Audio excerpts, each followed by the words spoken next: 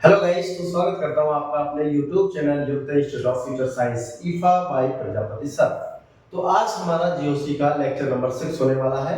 Lecture number 5 में हम लोगों ने चेक किया था कि रेजोनेंस कैसे होता है, किस किस एटम के बीच में, किस किस मॉलिक्यूल के बीच में, या फिर कैसे रेजोनेंस पॉसिबल है। ठीक है, आज हम ये पढ़ने वाले हैं कि जो हमने प्रीवियस वीडियो में देखा कि पॉजिटिव चार्ज के साथ, नेगेटिव चार्ज के साथ, तो वो रेजोनेंस कैसे पॉसिबल होता है। ठीक है, स्टेबिलिटी का रूल क्या है और रेजोनेंस एनर्जी किस मॉलिक्यूल की ज्यादा होती है, किस मॉलिक्यूल की कम होती है। चलिए आज स्टार्ट करते हैं बात।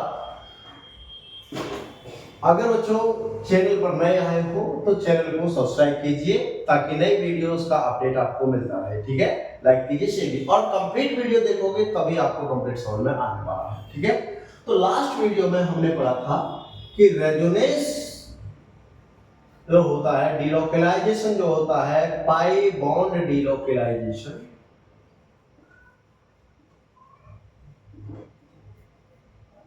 किस किस के साथ था?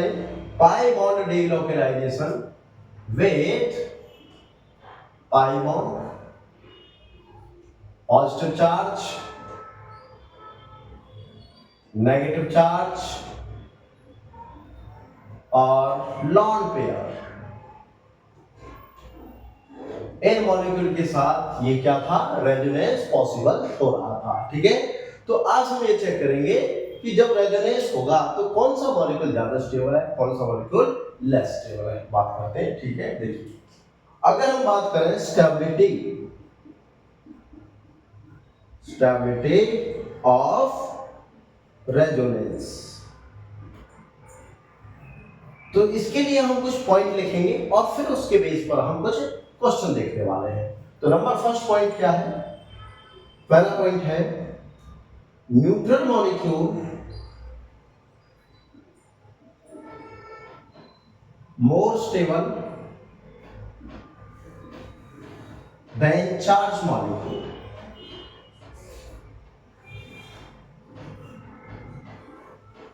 सबसे पहला पॉइंट ये। सेकेंड पॉइंट ये है complete octet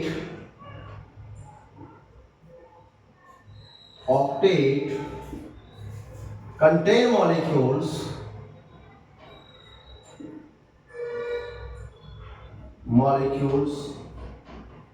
more stable than incomplete octet।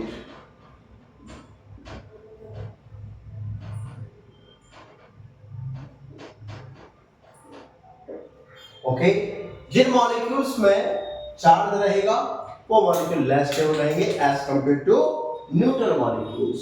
Okay, और जिन मॉलिक्यूल्स में चार्ज भी हो लेकिन अगर ऑक्टेट कंप्लीट है तो वो मॉलिक्यूल मोर स्टेबल रहेंगे एज कंपेयर टू जिनका ऑक्टेट कंप्लीट नहीं है। बात क्लियर? तीसरा पॉइंट देखिए,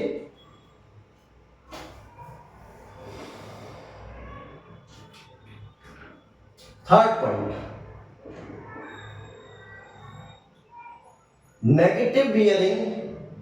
negative charge more stable than positive charge at electronegative atom।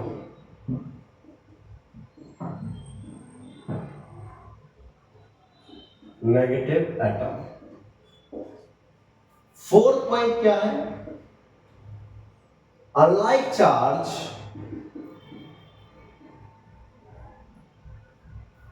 close to each other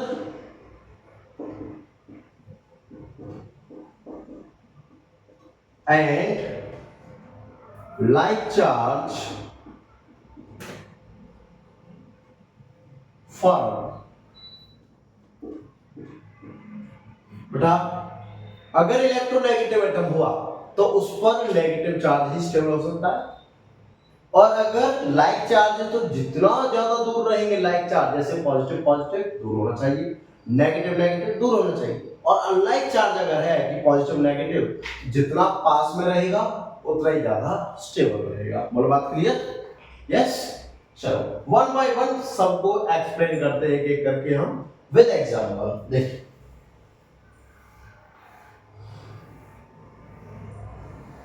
सबसे पहला अपना concept,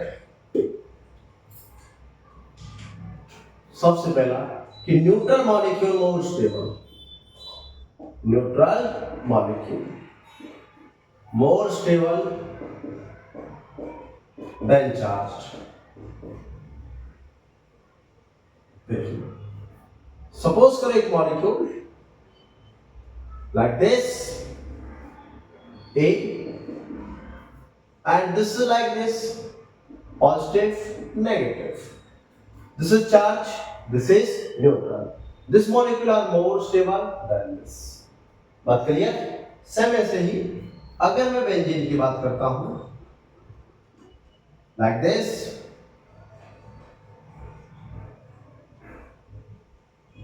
like this, this is more stable क्योंकि न्यूट्रल है, neutral molecule more stable than charge molecule. Second जो point था क्या कह रहा है,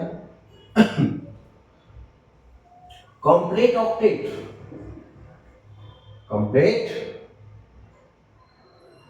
ऑक्टेट मोर स्टेबल देन कंप्लीट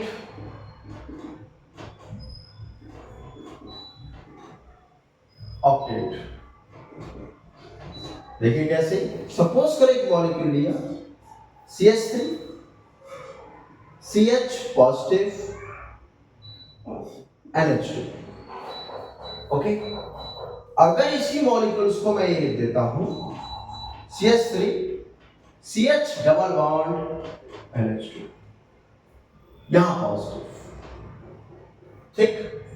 इस मॉलिक्यूल में इस कार्बन का इनकम्प्लीट ऑक्टेट है, इनकम्प्लीट, बट इसमें सभी का कंप्लीट ऑक्टेट है, कंप्लीट, तो दिस इज मोर स्टेबल। बात क्लियर? बात क्लियर?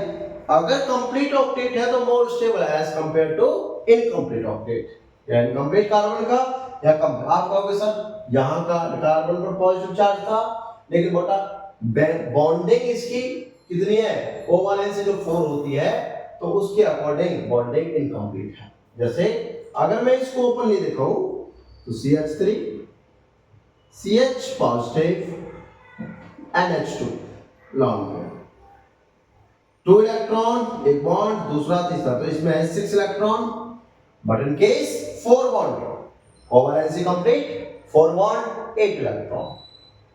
इसकी बात करते हैं नाइट्रोजन, हाइड्रोजन, इस तरीके से लिख लेंगे हम 1 2 3 4 8 electron, this is octet complete. बोलो बात समझ में आई? ऑक्टेट अगर कंप्लीट रहा more stable as compare to incomplete octet. Next point देखिए,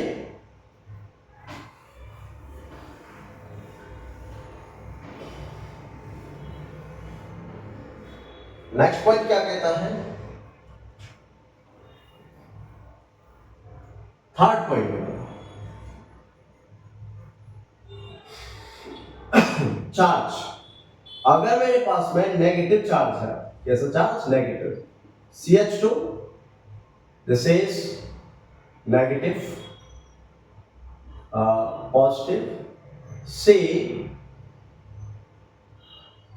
डबल नेगेटिव कंसीडर करो, that is like this C double bond O CH, एक।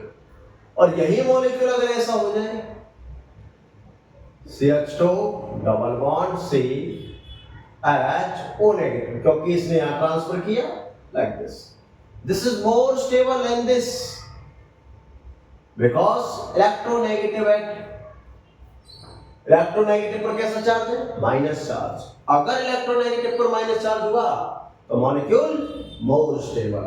बोलो बात क्लियर? यहां पर इलेक्ट्रोनेगेटिव पर चार्ज नहीं है, this is unstable like this. Same अगर मेरे पास में मॉलिक्यूल ये होता है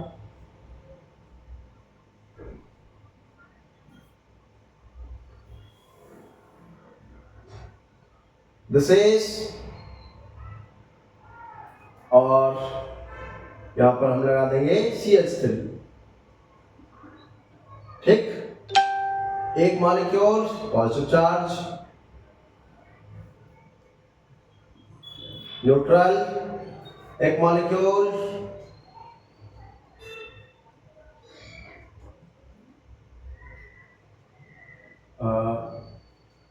लाइक दिस, बस तो ही ले लेते हैं, ठीक है। Which molecule more stable than this, because this is neutral.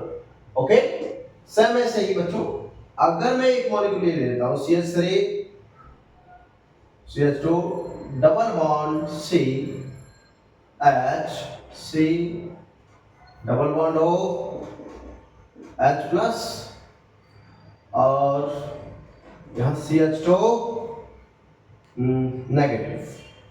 Okay, और दूसरा molecule CH2 double bond CH OH then double bond CH2. Which molecule are more stable? This molecule are more stable as compared to this. बोलो बात समझ में आई? बात clear? तो हमारे जो पॉइंट थे उनके अकॉर्डिंग हमने स्टेबिलिटी चेक किया। नेक्स्ट पॉइंट देखिए, चार्ज वाला। अगर मेरे पास में this is positive negative, this is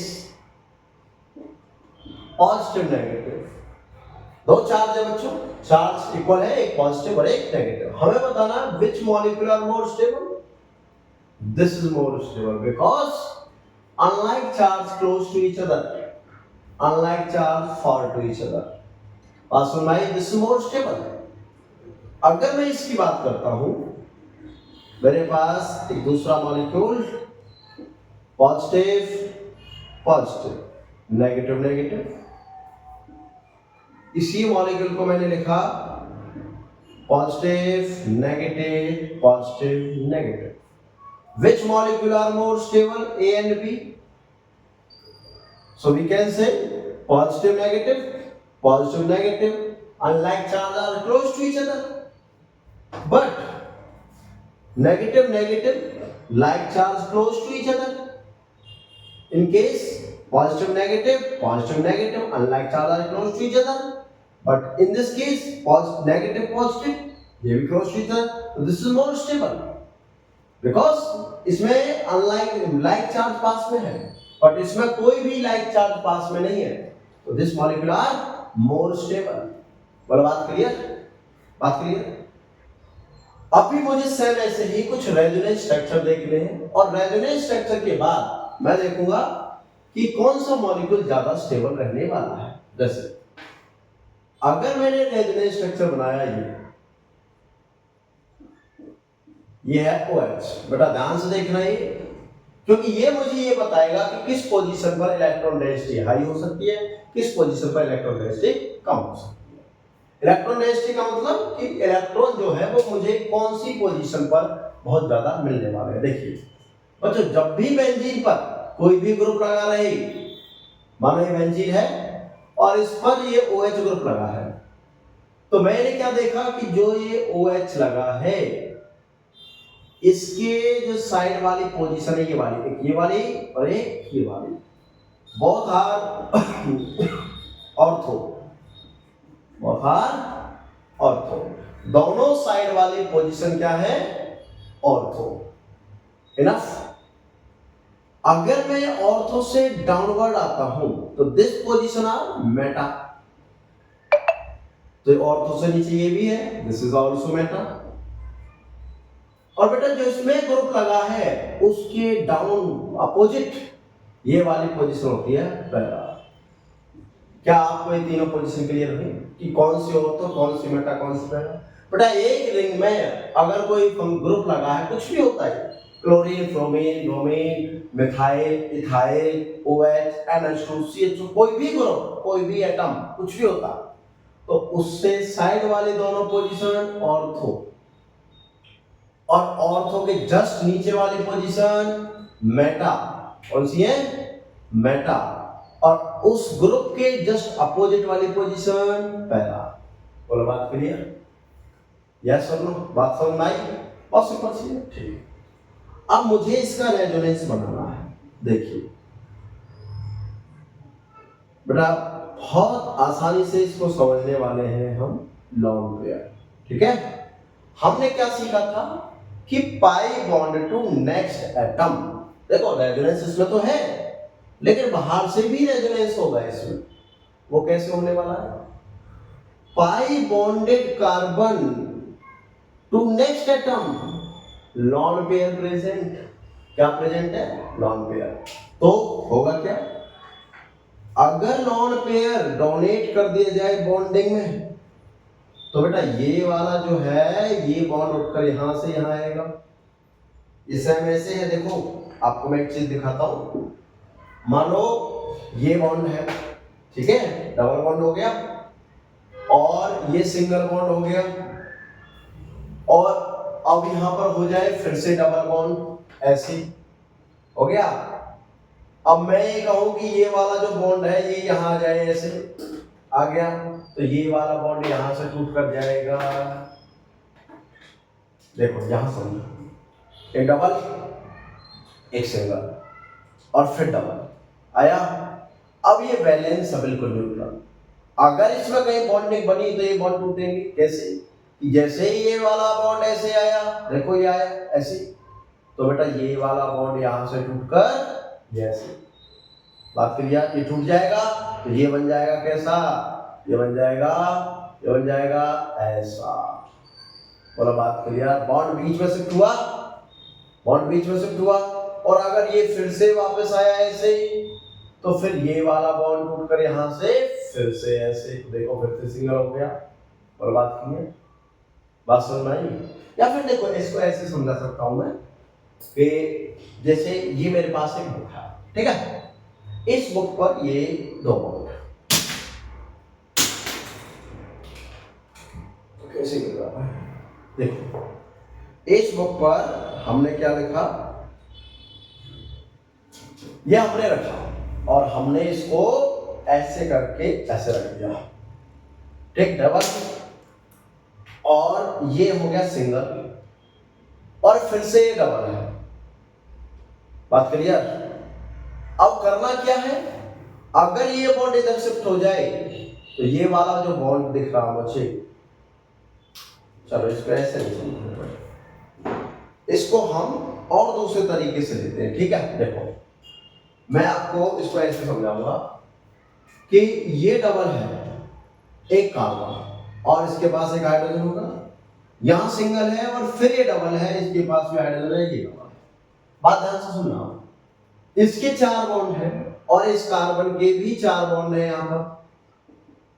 अगर मैं ये कहूं कि ये वाला बॉन्ड यहां से यहां शिफ्ट हो जाए, तो ये जो बॉन्ड दिख रहा है ये आगे की तरफ शिफ्ट हो जाए, तो हुआ क्या है कि इस कार्बन से जो बॉन्ड लगा था ये डबल, तो यहां तो आ गई कमी, और ये वाला जो बॉन्ड यहां शिफ्ट हो गया डबल, तो ये जो आगे की तरफ कार्बन पे गया है तो ये आगे नेगेटिव, क्योंकि सारा इलेक्ट्रॉन ये वाला किधर शिफ्ट हो गया, इस कार्बन पर, नेगेटिव, और इन दोनों के बीच में क्या बना, ये वाला बॉन्ड आया, तो इस पर क्या आई, कमी आई। आज समझ में? अब देखो, अब देखो, अब आएगा समझ में। जैसे ही मैंने ये वाला बॉन्ड यहां लगाया तो ये वाला बॉन्ड यहां से उठकर कहां गया, इस वाले कार्बन पर। तो ये जो डबल बॉन्ड है ना बच्चों, ये वाला, ये दोनों कार्बन से अटैच है, और जैसे ही इधर जाता है, ये तो बना गया डबल बॉन्ड ऑक्सीजन, और ऑक्सीजन पर चार्ज आ गया पॉजिटिव। देखो इस बॉन्ड को मैंने नहीं छेड़ा, इसको भी नहीं छेड़ा, लेकिन ये जो बॉन्ड लगा दो कार्बन से, ये इधर की यहां शिफ्ट हो गया सारा का सारा। तो बेटा ये डबल बॉन्ड से लगा था नहीं कार्बन, देखो ये तो अभी भी डबल बॉन्ड से हो गया। अब double bond to next atom, negative charge, अब ये डोनेट करेगा, यहां डोनेट करेगा तो ये बॉन्ड उठकर यहां से फिर आगे की तरफ, या आप इसको ऐसे समझो 1 2 3, 1 2 में बॉन्ड बनाओ, 3 पर चार्ज लगाओ, सेम 1 2 3, 1 2 में बॉन्ड बनाओ, 3 पर चार्ज लगाओ, क्या आएगा, यहां नेगेटिव, यहां बॉन्ड, और ये डबल बॉन्ड हो H पॉजिटिव। फिर से 1 2 3, 1 2 में बॉन्ड बनाओ, 3 पर चार्ज लगाओ, ये लो क्या बना भाई, यहाँ negative bond bond double bond O H positive. फिर से 1 2 3, 1 2 में बॉन्ड बनाओ, 3 पर चार्ज लगाओ,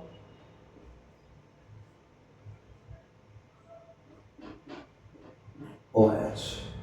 बच्चों this is first structure, second structure, third structure, fourth structure and fifth structure. क्या आप ये बता सकते हो इन सभी का स्टेबिलिटी ऑर्डर क्या है? देखो, फर्स्ट न्यूट्रल, फिफ्थ न्यूट्रल, दोनों एक जैसे हैं, स्टेबल रहेगा। तो अगर मैं स्टेबिलिटी की इसमें बात करता हूं तो बेटा 1 और 5 की तो स्टेबिलिटी इक्वल है, फिफ्थ की।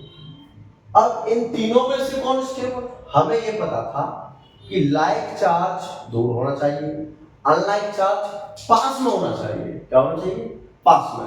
देखो, पॉजिटिव पॉजिटिव पॉजिटिव, नेगेटिव पास में है, नेगेटिव दूर है, नेगेटिव पास में। तो इसका मतलब सेकेंड और फोर्थ की सेम है और थर्ड की सबसे लास्ट में है स्टेबिलिटी। बोलो समझ में आया? आया समझ में कौन सा ज्यादा स्टेबल? और these are 5 are resonance structure, मतलब मॉलिक्यूल घूमकर फिर से वैसा ही मिल गया। बात क्लियर? नेक्स्ट इसका कंसेप्ट कि अगर ये 5 स्ट्रक्चर बने हैं मेरे पास में तो स्टेबिलिटी तो मैंने देख ली। OH का इफेक्ट क्या है यहाँ पर? OH बेटा, अगर OH इलेक्ट्रॉन डोनेट कर रहा है रिंग में तो हम कहेंगे कि इसने एक तो ऑर्थो पोजीशन पर इलेक्ट्रॉन डेंसिटी को इंक्रीज किया और एक पैरा, मेटा तो नहीं ना। तो हम कहेंगे कि OH are ortho para directing group.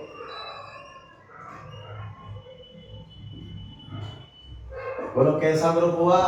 Ortho and para directing group. बात क्लियर? कोई दिक्कत? कोई दिक्कत हो तो कमेंट बॉक्स में डाल देना बेटा, एक्सप्लेनेशन उसका तुम्हें मिल जाएगा। ठीक है, चलिए नेक्स्ट देखते हैं। इसमें अब हम कुछ क्वेश्चन लेते हैं और आपसे पूछते हैं कि स्टेबिलिटी बताइए, ठीक है, कि कौन सा मॉलिक्यूल ज्यादा स्टेबल रहेगा। एक क्वेश्चन दिया, क्या क्वेश्चन है? दिस लाइक दिस, एक this and this, which molecule are more stable? इसमें भी डबल बॉन्ड, इसमें भी डबल बॉन्ड, 3 इसमें है, 3 इसमें है। This is the A and this is the B. This is more stable because proper conjugation, double single double single double, double single single double, that is not, this is more stable. Same, अगर मैंने एक question दिया, this is positive, this is bond,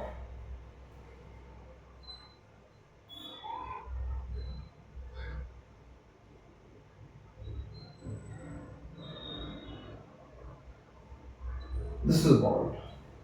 Which molecule are more stable? This, because octet complete, here octet incomplete.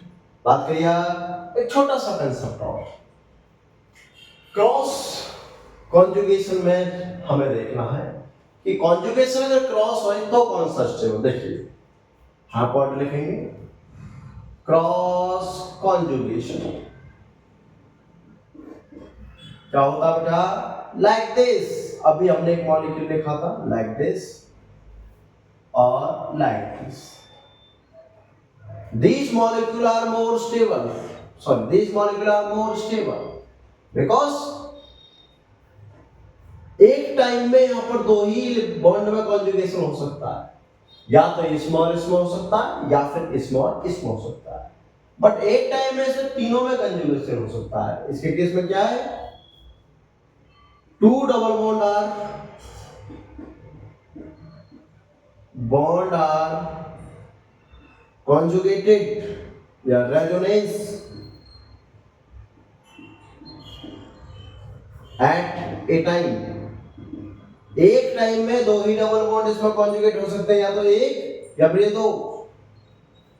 लेकिन इसमें all three bond are resonance at a time. तो बच्चों अपना concept क्या था? मोर रेजोनेंस या मोर कॉन्जुगेशन, मोर स्टेबल। तो this is more stable. बोलो क्रॉस कॉन्जुगेशन वाले कंसेप्ट आए आपको कि अगर क्रॉस कॉन्जुगेशन हुआ तो वो लेस स्टेबल होगा as compare to linear conjugation. This is the linear. बात क्लियर? चलो नेक्स्ट इसमें हम बात करते हैं रेजोनेंस में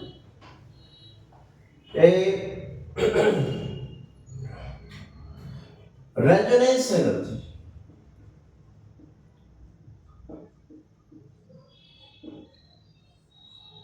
क्या बताइए? एनर्जी डिफरेंस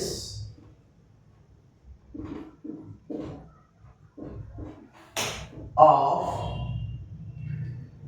हाइब्रिड रेजोनेंस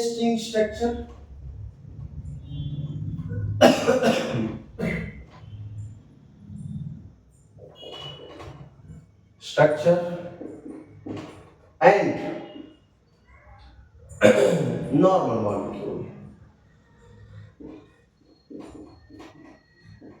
मतलब मुझे एनर्जी का डिफरेंस बताना है हाइब्रिड में और नॉर्मल मॉलिक्यूल्स में। तो किस किस की ज्यादा होनी चाहिए? देखिए resonance energy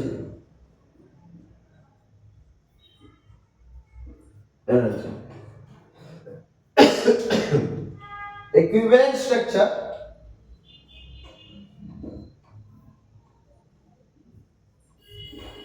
have more resonance energy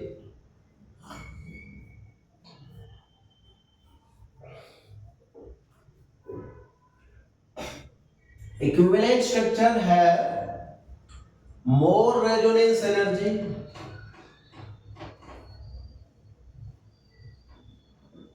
than non-equivalent।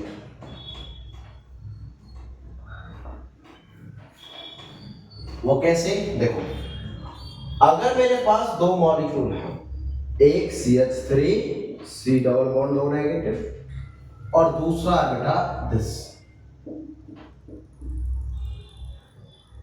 मुझे दोनों में A और B मतलब फर्स्ट और सेकंड, मुझे दोनों स्ट्रक्चर में ये बताना है कि किसकी रेजोनेंस एनर्जी हाई है। तो पहले मुझे ये देखना है कि इक्विवेलेंट स्ट्रक्चर कौन सा है इनमें से। अगर मैंने ये निकाल लिया कि इक्विवेलेंट स्ट्रक्चर कौन सा है तो मैं ये बता दूंगा कि रेजोनेंस एनर्जी इसकी हाई है। इक्विवेलेंट का मतलब क्या बेटा? कि कौन कितनी जल्दी अपने जैसे स्ट्रक्चर में आ जाए। देखो अगर ये इधर डोनेट करे और इधर चला जाए तो ये तो एक ही स्टेप में इक्विवेलेंट आ गया। ये देखो आ गया। लेकिन ये यहां से 5 टाइम्स घूमेगा, पहले इधर जाएगा। क्या बोला?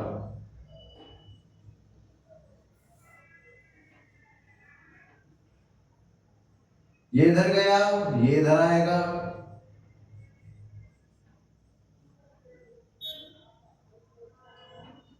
ऐसे। फिर ये इधर जाएगा, ये इधर जाएगा,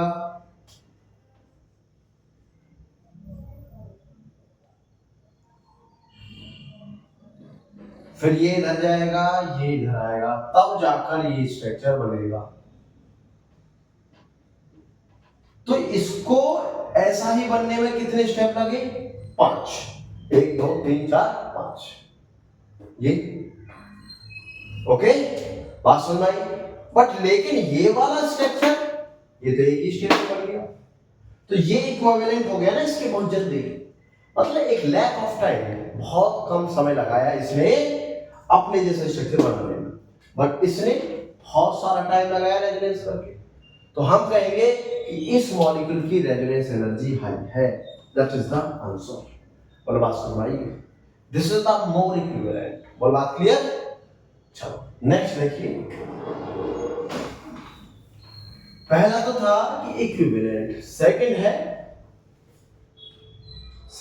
बेटा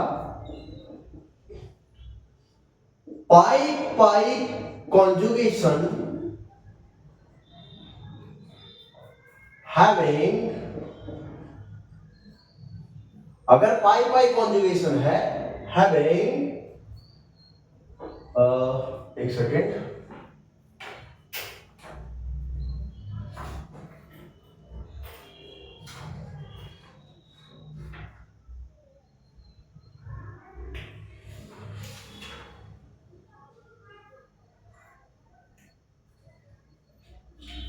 नेक्स्ट है pi conjugation having lesser energy than pi lone pair conjugation.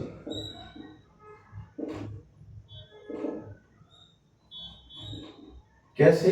Example देखिए, CH3 C डबल बॉन्ड,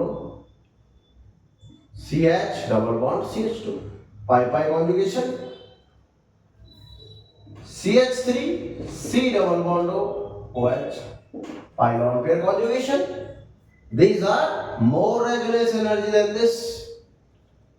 बात समझ में? Next point, more conjugation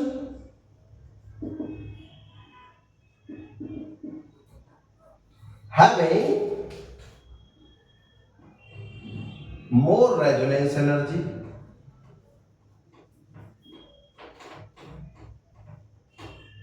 कैसे? एग्जाम्पल देखो, like this, like this. This is only 2 conjugation, this is 3 conjugation. These are more stable because more conjugation. उम्मीद है आपको ये चीजें समझ में आई होंगी। ठीक है, देखिए रेजोनेंस हमारा कंप्लीट हो गया। यहाँ पर हमने स्टेबिलिटी चेक कर लिया। क्वेश्चन हम एक वन शॉट लेकर वीडियो का, उसके बाद क्वेश्चन लेने वाले हैं। ठीक है, सारे क्वेश्चन लेंगे, जीई के भी और नीट के भी, पीवाई के सारे क्वेश्चन कराएंगे। ठीक है, तो रेजोनेंस में आज के लिए हमने स्टेबिलिटी पढ़ा है, तो इतना ही काफी है। तो बेटा बने रहिए हमारे साथ, चैनल को जितना हो सके शेयर कीजिए, सब्सक्राइब कीजिए, लाइक कीजिए। ठीक है, तो मिलते हैं फिर अगली धमाकेदार वीडियो में हाइपर कॉन्जुगेशन के साथ। Thank you very much.